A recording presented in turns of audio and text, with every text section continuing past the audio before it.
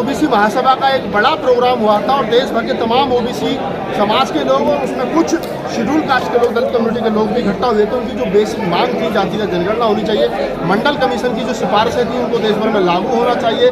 गुर्जर समाज, जाट समाज, लोधी समाज, यादव समाज, खासतौर से लक्ष्मण यादव यहाँ आए, अतुल प्रधान यहाँ आए जो गुर्जर समाज से आते हैं, राजकुमार भाटी का बड़ा अच्छा भाषण यहाँ पे रहा।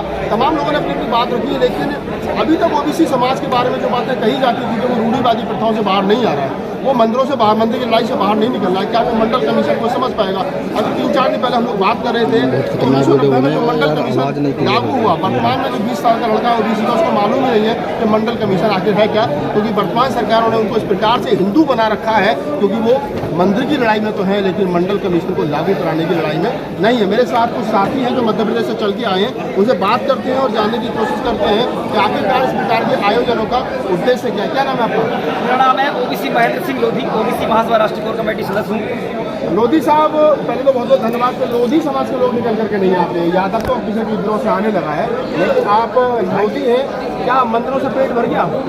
देखिए, मंदिर हमारा स्थान है ही नहीं, हमारा स्थान संविधान है और हम संविधान में विश्वास करते हैं। वो तो क्या है, आरएसएस ने ये हमारे लोधी समाज को ऐसा जहर घोला कि मतलब धर्म का और पाखंड का कि उसमें फंस गया था। लेकिन अब जब पता चला कि राम मंदिर बन गया, कल्याण सिंह उमा भारती को कोई जगह ही नहीं दी गई। मतलब इन्होंने पूरी लड़ाई लड़ी इस देश के अंदर राम मंदिर की, लेकिन उनको कोई जगह नहीं दी गई। तो हमारे लोधी समाज ने भी, आप देखेंगे इस समय सबसे ज्यादा पाखंड का विरोध करने वाला अगर इस समय कोई है तो वो लोधी समाज है। और इसलिए ओबीसी वर्ग की जो आवाज उठाने वाला भी समाज यही है, हर जगह आवाज बुलंद कर रहा है। क्यों? क्योंकि हमें मंदिर से या मस्जिद से मिलने वाला, हमें सिर्फ संविधान से हमारे वाला है। इसलिए आज यहाँ पे ओबीसी महासभा के बैनर तले 21 राज्यों से यहाँ पे हमने हमारे पदाधिकारी बुलाए थे और ये यहाँ मुख्य मुद्दा था जातिगत जनगणना। क्यों?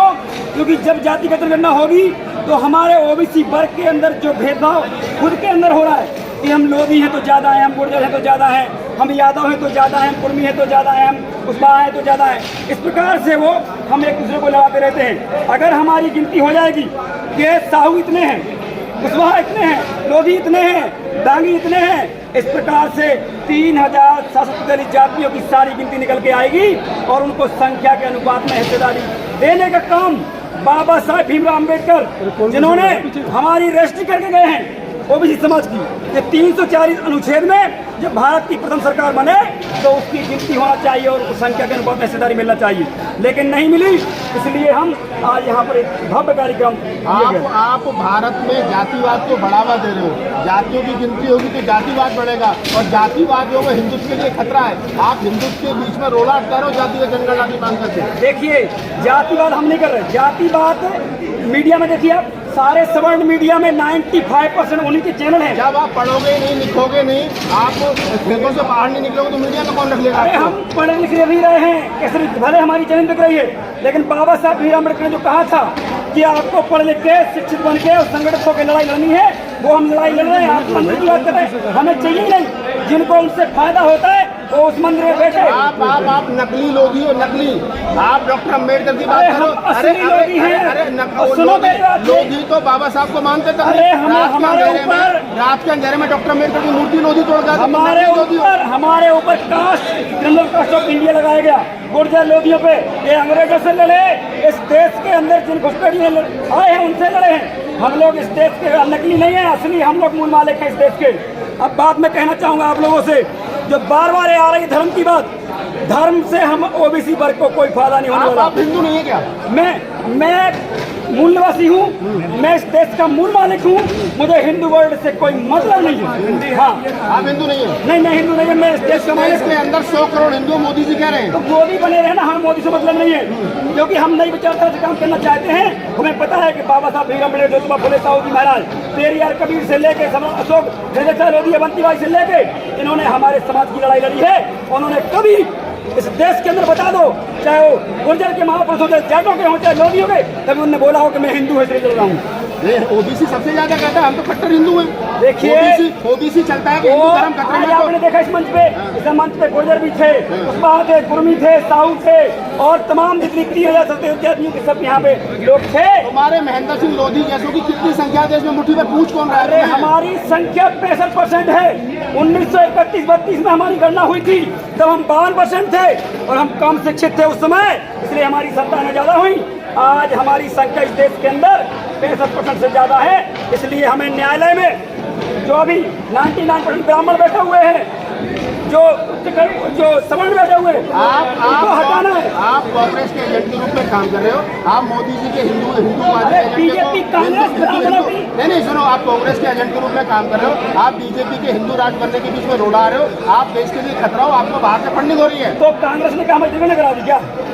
नेहरू जी से लेके जितने भी उनके नेता रहे उन्हें किसी ने भी जनगणना नहीं कराई। बीजेपी कांग्रेस आरएसएस के द्वारा चलते हैं, सिस्टम आरएसएस चलता है, ब्राह्मण चलाते हैं, ठाकुर चलाते हैं। इस देश के अंदर अगर वाकई हमारे लिए कोई लड़ा है तो काशीराम जी लड़े हैं, शरद जी लड़े हैं, लालू प्रसाद यादव लड़े हैं, मुलायम सिंह यादव लड़े हैं, पासवान जी लड़े हैं, मायावती लड़ी है।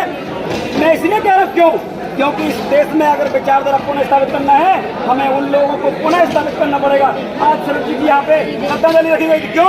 क्योंकि मंडल की लड़ाई, जब कमांडर की लड़ाई लड़ी जा रही थी, उस समय शरद जी गोली खाने के लिए तैयार थे कि यहाँ से यात्रा इनकी नहीं निकलेगी कमंडल वाली।